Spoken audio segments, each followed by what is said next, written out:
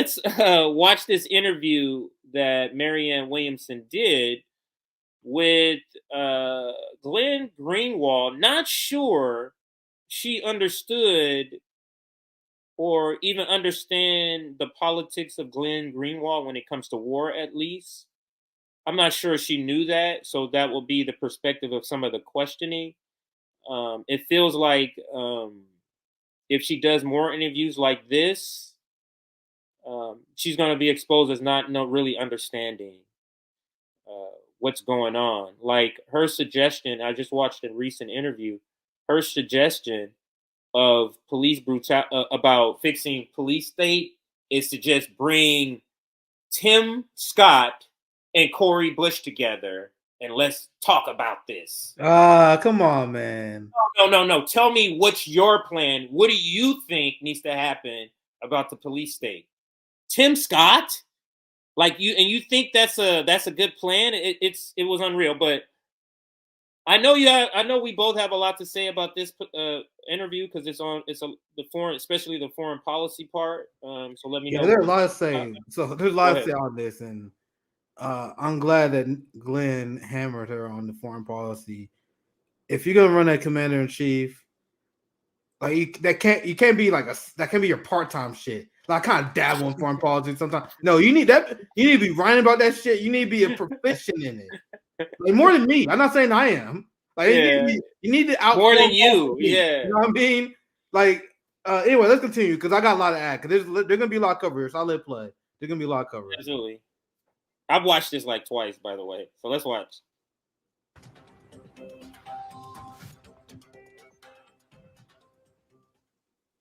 Marianne, good evening. Thank you so much for taking the time to talk to us. I'm delighted to speak with you.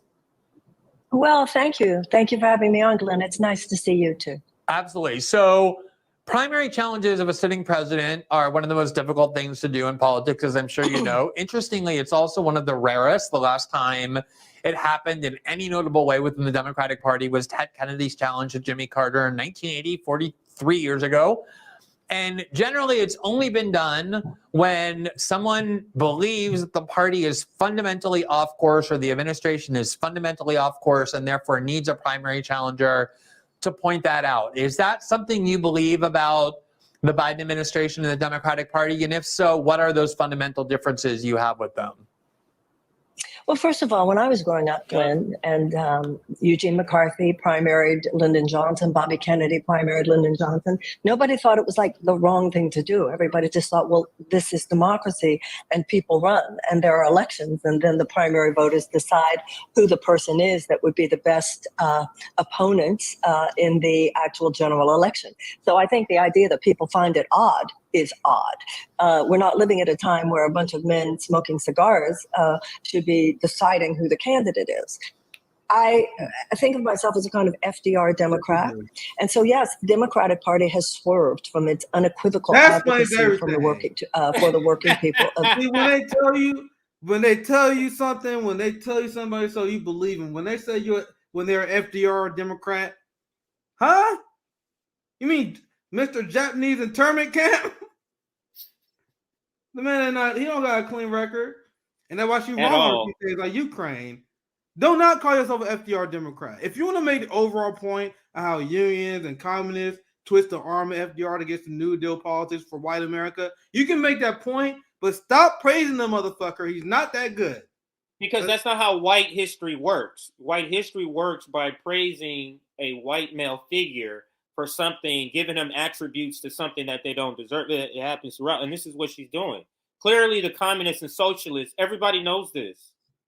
Thomas Frank, we had him on the show back when we was FHL, and we talked about this. So it's absurd. Like his hand was forced, and he signed a legislation. That's like saying Lyndon B. Johnson was down with civil rights. He was forced because of the time to sign the legislation. Same with the Abraham Lincoln. They're trying to same it with history telling. Oh, he was forced at the time to do that. But let's continue. I forgot. I'm the one controlling the video. the United States. And I'm reminded of a line from Eleanor Roosevelt when she said, we need to do more than alleviate stress. We need fundamental economic reform. So in that sense, yes, I think the Democratic Party needs to go back to its traditional values, which has to do with that unequivocal and unabashed support as opposed to the split allegiance. I think of the Democratic Party as... And what people who say I'm an FDR Democrat refuse to say, did FDR include black people in this shit? You have this fantasy time that when the Democratic Party was great. When were they great to black people? When did that happen? Let's continue. Or I think of the corporate Democrats anyway, as recognizing to some extent that it's an unjust system. They're not stupid. They get that over the last 48 years, there's been this $50 trillion transfer of power into the hands of 1%. They feel bad that people are having a hard time. So they want to, on the peripheral here, on the periphery there, make it easy. This is her. This is literally her describing her in actuality. But she's pretending as if this is the description of the milquetoast corporate Democrats and not her. She also projecting her feelings of the Democrats here because she wildly off base because she'll say stuff like maybe they really do care and they give lip service. No, the fuck they don't. You think Nancy Pelosi and Chuck Schumer cares? And you're gonna see, I'm gonna let it play here. You're gonna see that Marianne Williamson has this nostalgia for the Democratic Party that should never existed ever. In the 90s, the Democratic Party wasn't better. Bill Clinton got everything that Ronald Reagan couldn't done accomplished. So she do the thing where the Democratic Party sold out. They changed. We got to make the Democratic Party great again like it used to be. Like, no, the Democratic Party always been trash. Marianne, let's continue. Easier for people to survive this unjust system. But they are unwilling to challenge the underlying corporate forces that make the return of that pain and suffering always inevitable. Are you? Are you willing to challenge the underlying corporate sources? Because that's capitalism. She like, you gotta be able, so I believe that that split. She said, she's like, you gotta be able to challenge the underlying corporate powers. Meanwhile, she support the Ukraine funding that who benefits from that? Raytheon, Boeing, all these shady corporate interests. So it's like there's a certain line you're not crossing. Let's continue. This is her wheelhouse. This is where she feels most comfortable, where she can talk about inequality and corporations being bad and somehow there's some good Democrats and bad Democrats. This is her wheelhouse. She gets really uncomfortable, and I might fast forward if there's a lot more of this gibberish before we get to the meat and potatoes. I want to get to the foreign policy. We usually play whatever. Yeah, I think she kind of closes it down right here, and then he asks her questions. So let's listen. But that split allegiance is absolutely not where the Democratic Party should be. We need more than the alleviation of stress and incremental change. No American in the richest country in the world, which we are, should be having such a hard time surviving. We have 80% of Americans for whom life is on some level a daily economic struggle. And this kind of economic anxiety, number one, should not happen in this country. And I believe that people are waking up to the fact that the things which we are denied are the things which are considered moderate positions in every other advanced democracy, whether it has to do with universal health care, has to do with free tuition, which we had in this country until the 1960s, whether it has to do with paid family leave, sick pay, child care, guaranteed living wage. And these. How is what she just described not the fringes? Remember how earlier she said they just want to tweak a little here on the sides, how she was describing her version of. You just listed a list of things that's literally just doing things on the outside, on the peripherals. That's all that list of things was. You're not talking about any sort of institutional change of anything. And you support the war. So let's continue. Sorry. No, these are the things that the Democratic Party not only should be standing up for just on in order to be true to what are supposedly our principles, but I don't think anything less than that economic U-turn is going to be enough to either defeat the Republicans in 2024 or begin this country onto a path of real repair. She said that slip. You see what her priority is defeating the Republicans in 2024.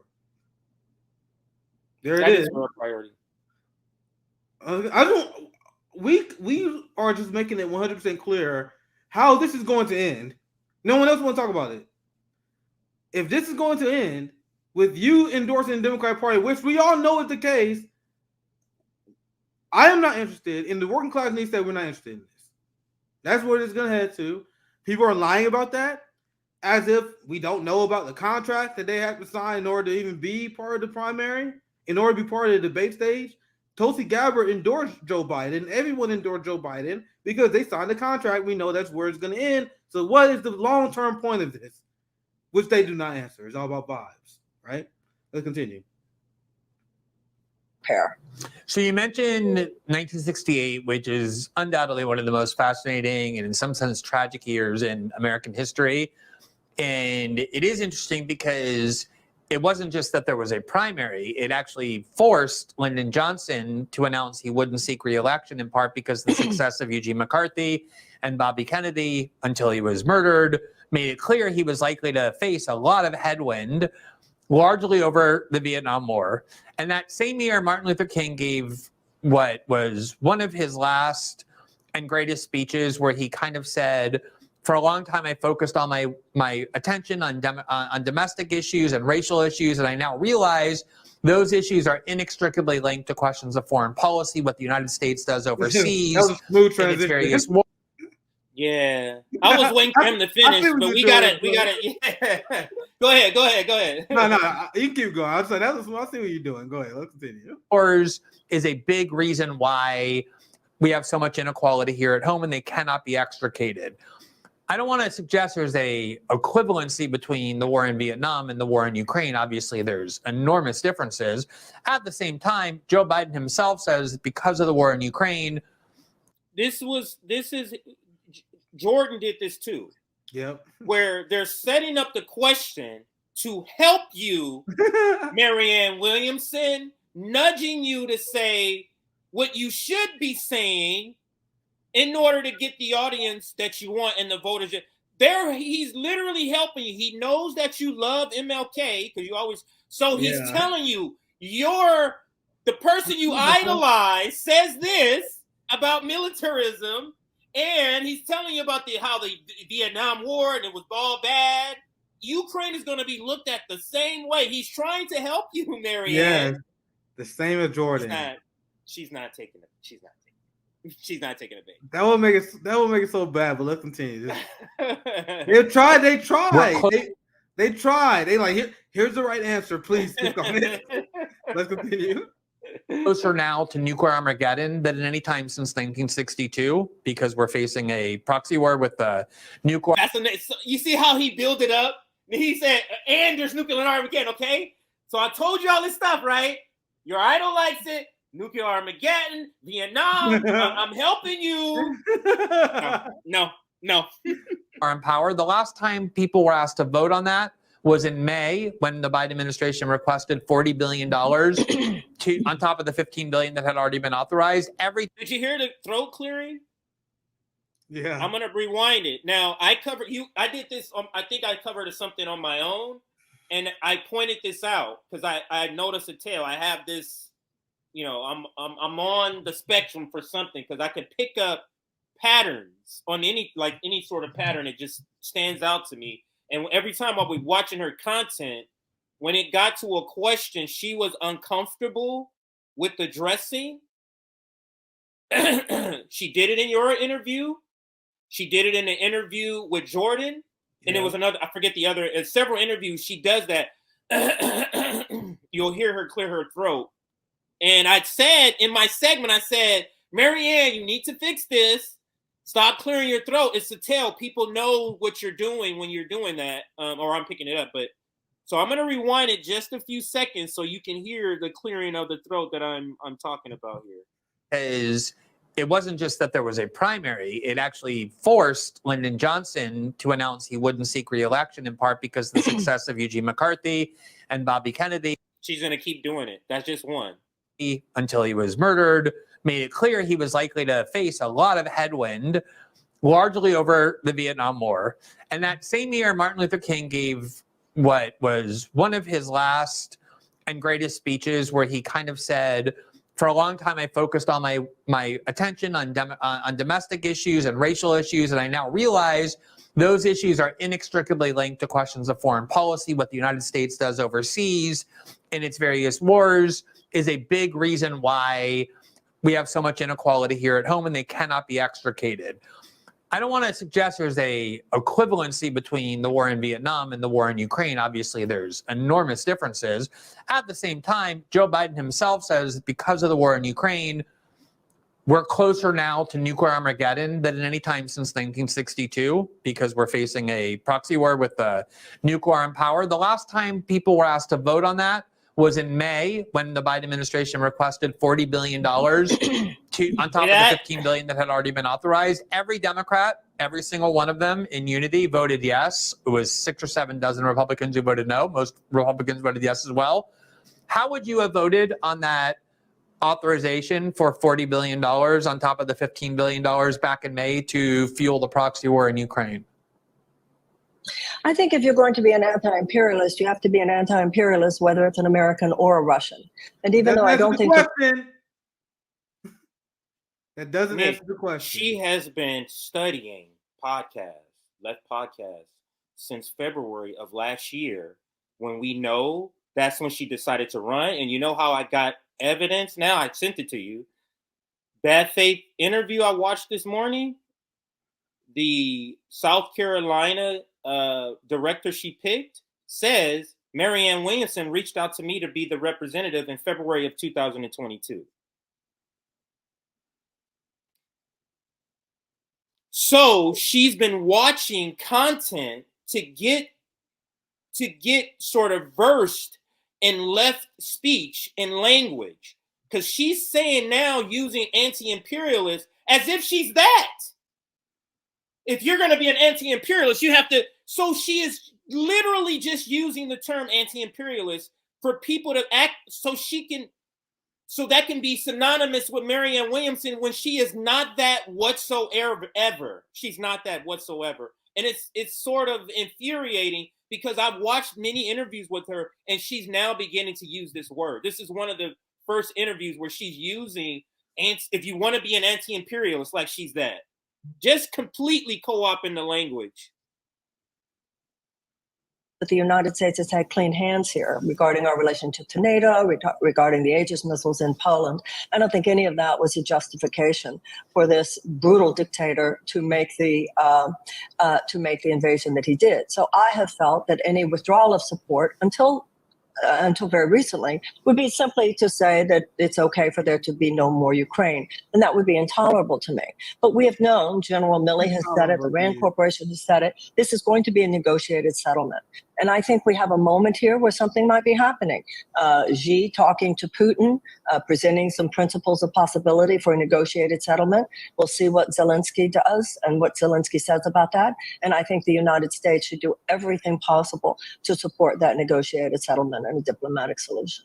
So the posture of the United States government, as expressed by John Kirby, the question, because Glenn asked her, will she vote for it? Will you vote for these bills? She never answered. She's like, as an anti-imperialist, Putin's a dictator, and we got to make sure Ukraine is as one as whole. Then she mentioned the Chinese peace deal, and the Chinese peace deal calls on the West to respect the sovereignty of the Donbass in eastern Ukraine that want to be independent, to respect the referendums and democracy. So do you support that, Marianne Williamson? The question is yes or no. Don't mention the Chinese peace plan when you clearly are not for it, because the Chinese peace plan called for the United States to not arm the Ukraine crisis no more. So the question is yes or no. Will you vote for it or not? And she dodges it there, and I think that's very revealing. Plus her answer as a whole, but we can keep it going because there's a lot more to break down here as well. Former Pentagon spokesman who now works in the White House and other U.S. officials, when asked about the potential for a ceasefire and diplomatic relations or diplomatic attempts to resolve the war, has been, we're totally opposed to any ceasefire. We think that it would allow the Russians time to rebuild. Do you agree with that? Do you That's think why you gotta that, interrupt people, man. That's why I'm United pro interrupting people. Because Marianne Williamson went on a long bullshit spill, and now the audience forgot that she didn't answer the damn question. Yeah. She didn't, because her answer would be yes, but she don't want to. She don't want to come out and say yeah. So she's like, yeah, as anti-imperialist, going on a long bullshit spill, and now we don't. She didn't. She never answered the question. That's why you interrupt her, ma'am. You didn't. And your answer, the answer, will you fund the war or not? Anyway, let's continue. Let's continue. States and other NATO countries should continue to oppose a ceasefire and fuel the war, or would you be in favor of kind of a Chinese attempt, along with the Russians and Ukrainians, to forge a ceasefire in the hope of getting a resolution to the war? It shouldn't be John Kirby's decision. It shouldn't be the U.S. State Department's decision. I think we need to hear what Zelensky himself has to say. Zelensky has said that he is open. What are you talking about? So, Go ahead. So Glenn asked her another great follow-up question. So he's like, shit, she didn't answer the first one. So will you be in favor of what the United States want to do, where we continue to arm them, no peace? Or are you in favor of the Chinese model, where we actually seek peace? She said, and then she reverts to the Biden administration talking point, where she says, it's not up to the United States to decide, it's up to Zelensky. Boom, it's over for her. She literally, her answer to Glenn's question is, I will be a puppet of Zelensky. You guys hear that? Glenn asked her, what will you do regarding the peace?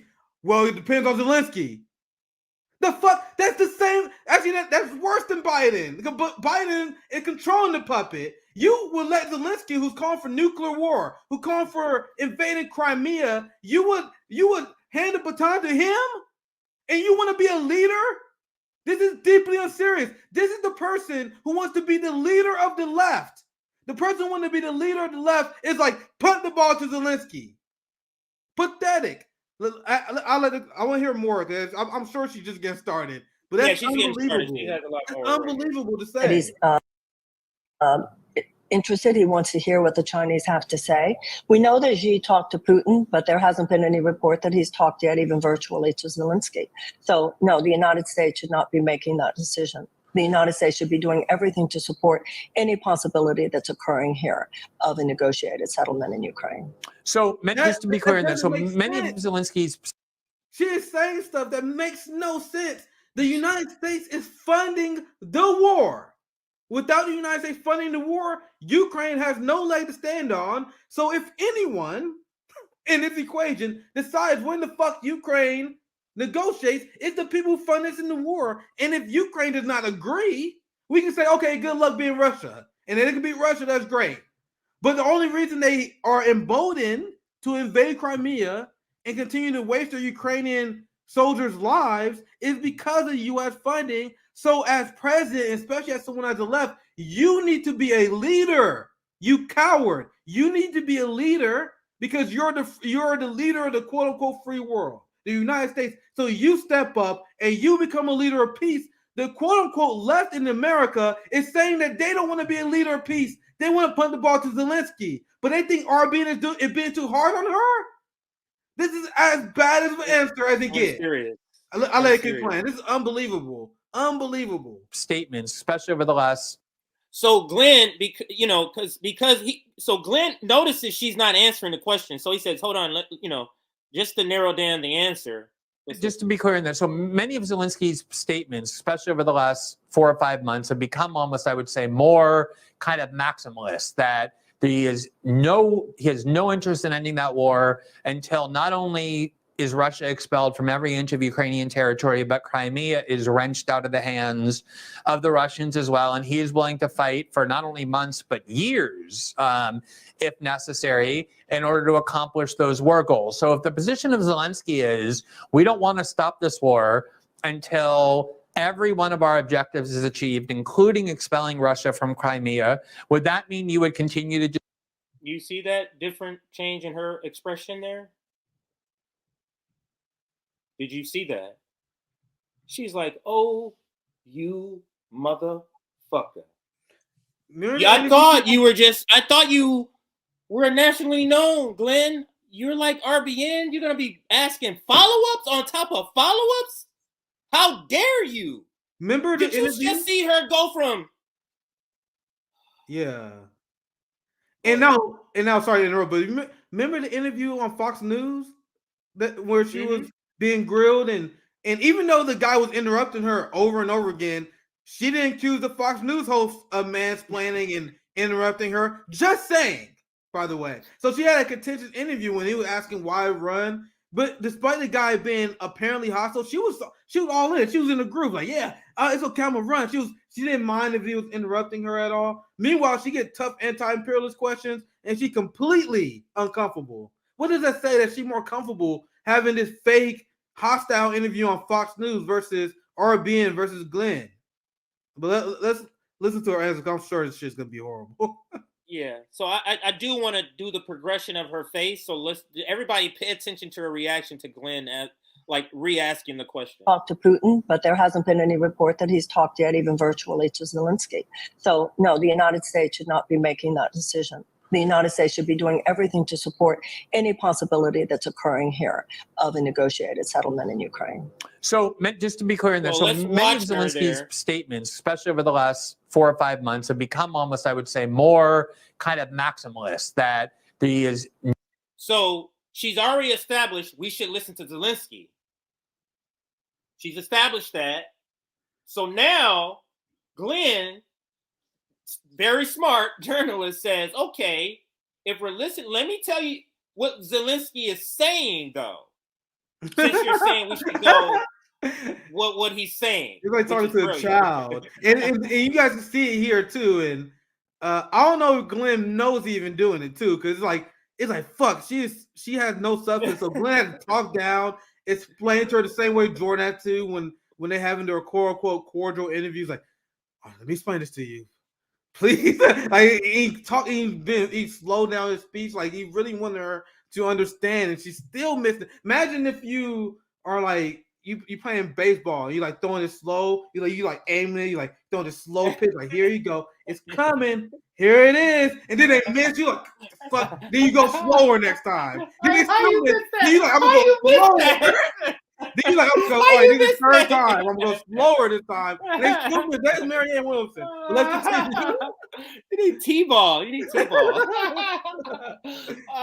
So she obviously did not know what Zelensky has been saying.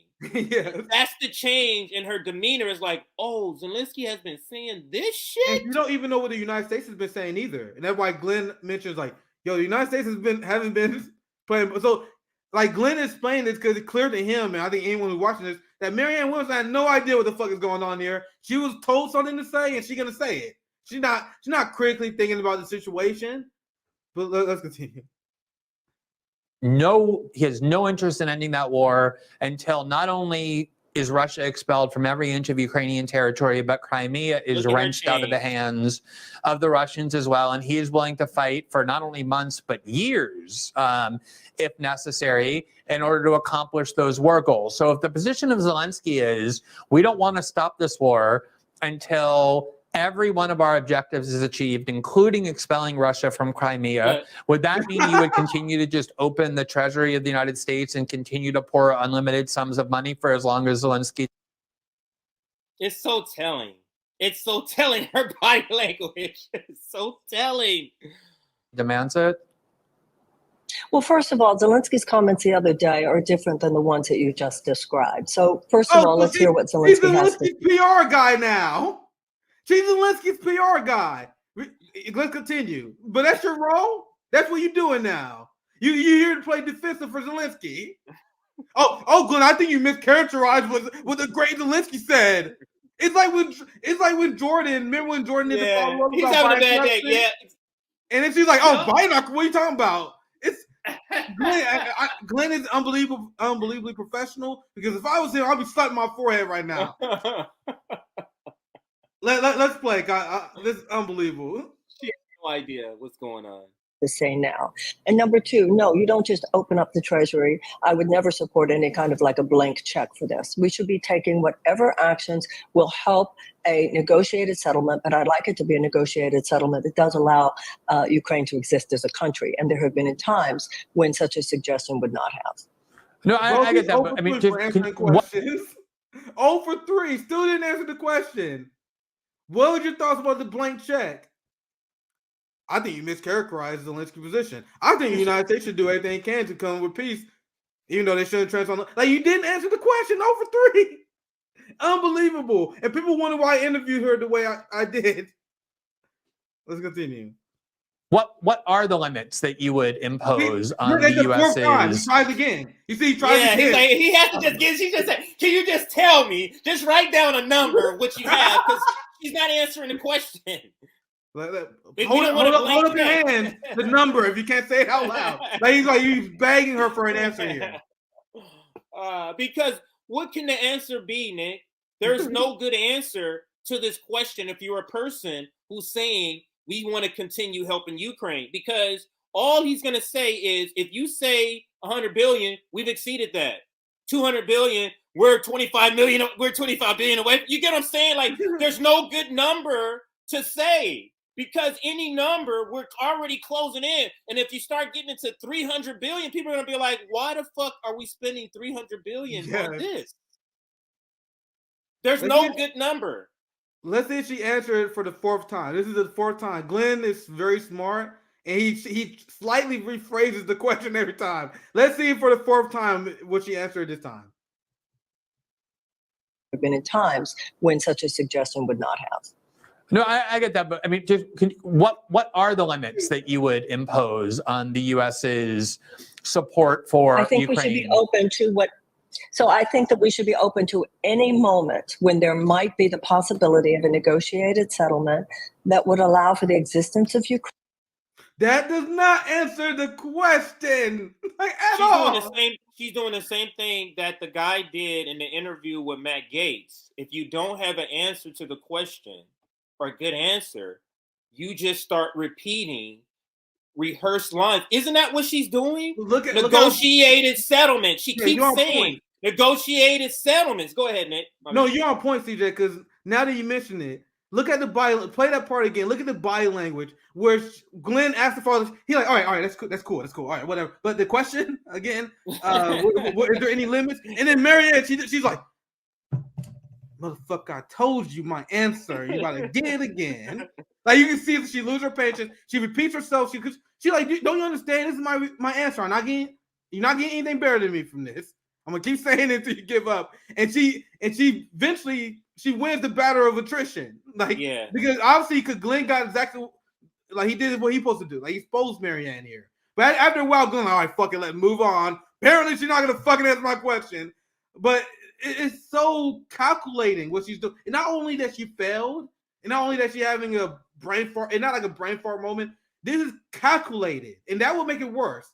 Oh, not like, oh man, she made a silly mistake in this interview. No, she's making this calculated dodge on the Ukraine issue. Ask yourself why, CJ. There's no dressing this up to be not good. There's no way you can make this seem like this is a good interview here so far. So let's listen some more.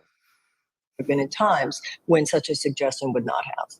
No, I get that, but I mean, what are the limits that you would impose on the U.S.'s support for Ukraine? I think we should be open to what.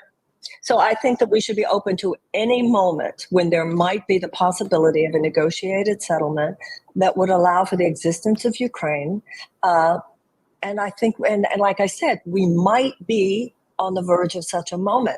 That's why what's happening now with China is interesting. We live in a multipolar world now. This is not about the United States just dictating what we want all the time. There are other powers. And it's like when Macron tried to make some kind of a negotiation happen. She completely took the conversation away from the question. To broker some kind of completely. Go ahead. The deal. And I'm not naive about the Chinese Communist Party, but if they have some ideas on the table Chinese Communist Party. Man, that's go ahead. That's not enough for this conversation. I'm sure you probably know this as well. Man, the anti-China rhetoric that's coming from Marianne and Ro Khanna had an interview with Democracy Now! Where the same thing. So not only are you a Zelensky PR agent puppet, now you're repeating Mike Pompeo level China propaganda.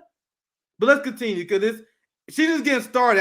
When I first heard it, I was like, what do you say? Okay, maybe she just so, but this is weird. It's a weird position because this is how you can tell she's just kind of throwing shit out there, because in one breath she's trying to say, wait, China's going to negotiate peace. Let's wait and listen.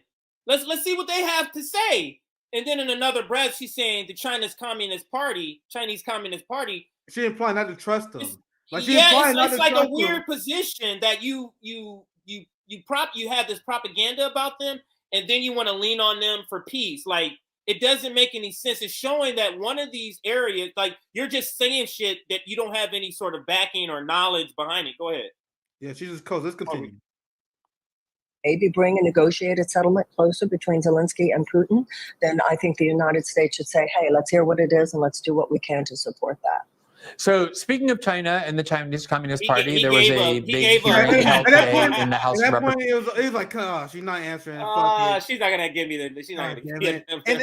And Glenn Greenwald was one follow-up question away from Marianne Williamson accusing him of mansplaining.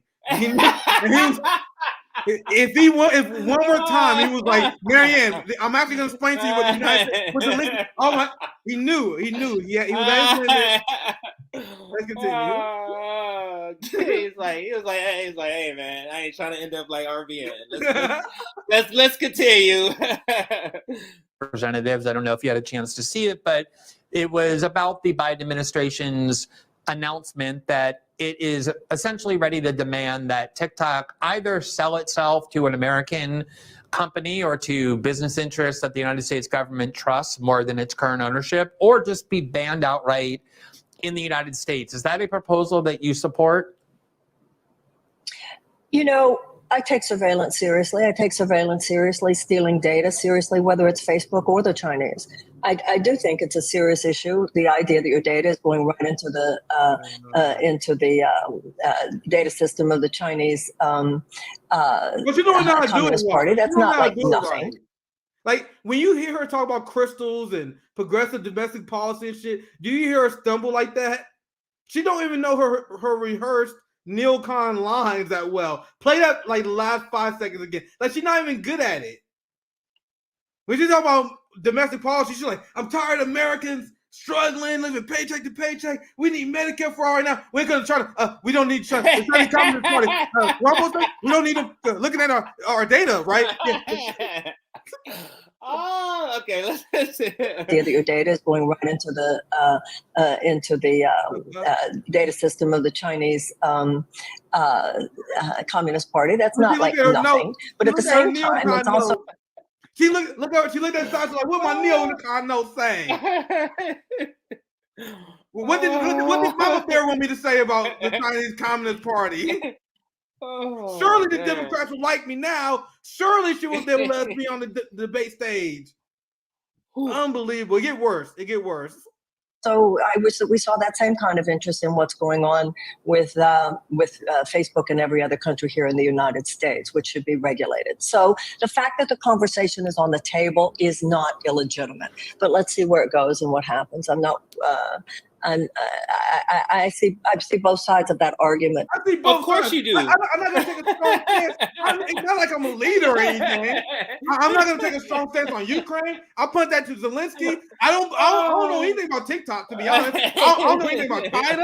I don't know anything about Taiwan, Iraq, Afghanistan. I don't know anything about that shit. But elect me to be leader. Let me be leader, though. I'll take a stance. I'm a neutral kind of motherfucker. But I want to be a leader, though. This is unbelievable. Sorry, go ahead. This is hilarious. This is hilarious. Unbelievable. To some extent, but no, I don't think we should get rid of TikTok. I myself am as a candidate. I mean, TikTok is I thought TikTok, had its value before, and I certainly see its value now. And I think this has been complete gibberish. Like this last 45 seconds. Because she just went from the Chinese Communist Party and I take surveillance seriously and going that way to now, and I'm a candidate. So like it's almost the complete opposite here that we're having, like literally in like 45 seconds. Some people, particularly the younger generation, We don't have to rush to an answer on every single issue the moment something occurs. It's okay to process something. The larger question. We don't need the answer. This is vibes, man. Y'all niggas, y'all stressing over the answer of important geopolitical questions. Man, we just need chill, man. What the fuck y'all tripping over? Then the leader, the Putin left. Question about surveillance and data mining is not something that we should avoid. What about the U.S.-Chinese relationship, just more generally? Do you see the Chinese as a kind of competitor of American hegemony? Do you see them as something greater than that, say like an adversary, or do you see them as an enemy of the United States? It feels, and I've watched this show, it feels very much like Glenn Greenwald, for whatever reason, feels like he has to dumb down the questions. Yeah, it doesn't, like, he doesn't normally talk like that. That's why I'm like, what? Wait, because he's clearly dumbing down how he's even asking the question, and he understood that from the first question, and he's been doing it ever since. But he clearly, that the way he just asked that is like, if you had confidence in her answer, you'd be like, what do you think about United States relationship with China and how it reflects on their hegemony? Like, he asked these long-winded questions. They're not like a basic question because he's like guiding you here, and it's unbelievable in Ukraine because she missed every single one. This one's gonna be incredible. I don't know how far I got. I'm interested in her answer on this one in particular. Kind of competitor of American hegemony? Do you see them as something greater than that, say like an adversary, or do you see them as an enemy of the United States?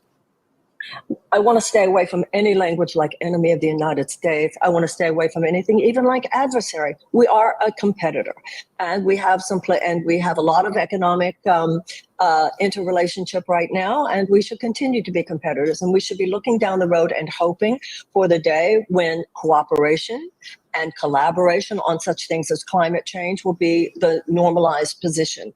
In the meantime, we have some real differences with the Chinese Communist Party, and we should not pretend that those don't exist either. But we don't need a Cold War with China. We don't need.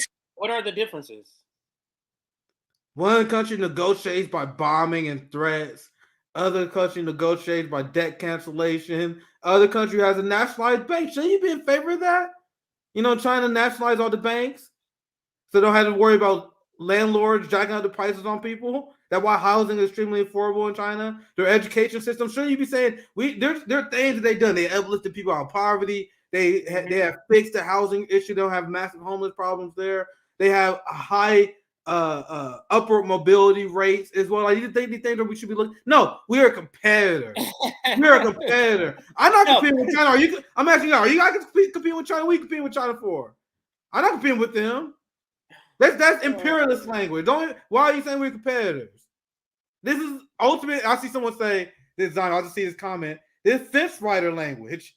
The same way they answered before on TikTok. Yeah, I think TikTok. Yeah. I see the uses for the young people, but also shouldn't we be concerned about the Chinese spying on it? Like, she is a professional fence sitter, which is not even like great if you're a congressperson, but you're running to be commander-in-chief, the leader of the free world, the leader of the left. Like, because if you are the left nominee, you are like the de facto, I am the left figurehead. You're the person who you want to be the left figurehead, the leader, but you're a fence-sitting motherfucker. And if you're a fence sitter, okay, that's fine. But how about you stay in your lane, because you don't take any strong positions on these things. But let's continue. I think that's on purpose, either because she wants to cast a wide net, so she's willing to just change what she believes. And two, and this is probably the one that's more prevalent, she literally doesn't know what's going on. Like, she doesn't know the topic. She's not that well versed on it.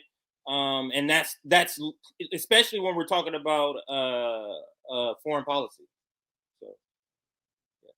All right, a few more seconds of this, and then a couple of other shorter clips so we can move on to some other topics for the last 30 minutes.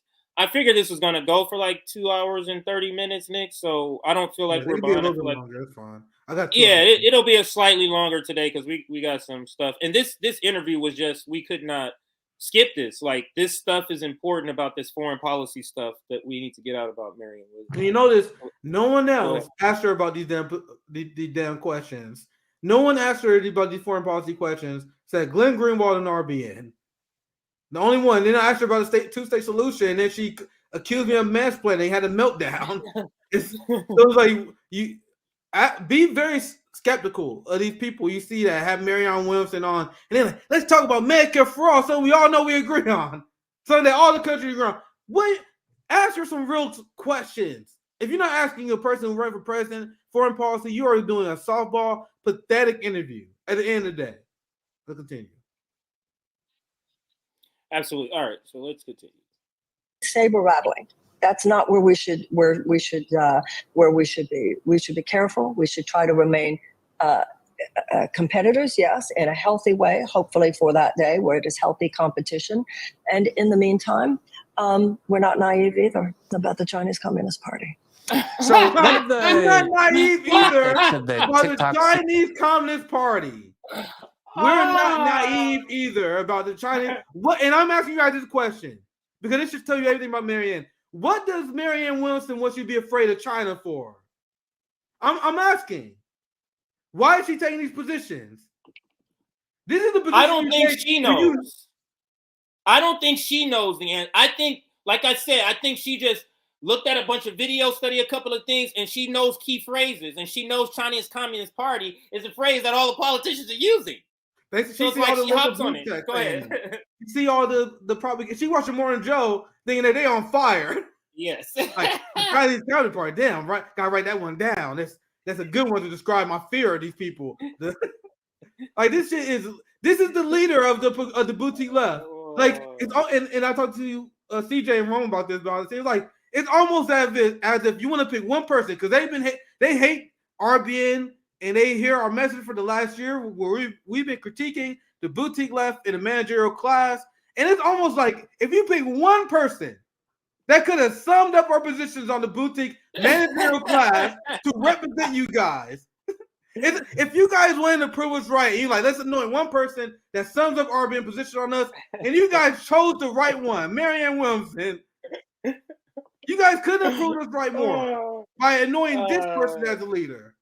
Embarrassing shit right here. That's such a spot on point. We'll play like another minute of this and then we'll skip to the other couple videos here. CEO, when testifying for 6 hours in the face of very hostile bipartisan questioning, was to try and claim, I think often validly, that many of the concerns that were raised about TikTok, and you suggested this yourself in a prior answer, were also true of Facebook and Instagram and Twitter and Google for sure, namely questions of how we're being tracked and how that data is being weaponized and how it's being sold. Another big concern about big tech recently from the Twitter files, but also other reporting, has been the attempts by the United States government through agencies like the CIA, the FBI, Homeland Security, to influence content moderation or censorship decisions by big tech. There's two sides of that argument. One is those agencies have no role whatsoever to play in how those private companies make those decisions. The other is, no, actually, a lot of the content on big tech is a threat to the United States, and we want those agencies that are designed to protect us telling these companies what they regard as potentially dangerous, potentially harmful to American citizens. What is your view on sort of the Twitter files and the revelations of them and the proper role between the U.S. security state on the one hand and big tech on the other? He had no idea. You know, Glenn, you're a real one for asking that question because we know she has no fucking idea. But let's see, because you can see in her eyes, you can see in her face. She's like, she did this. I guess. Let me see.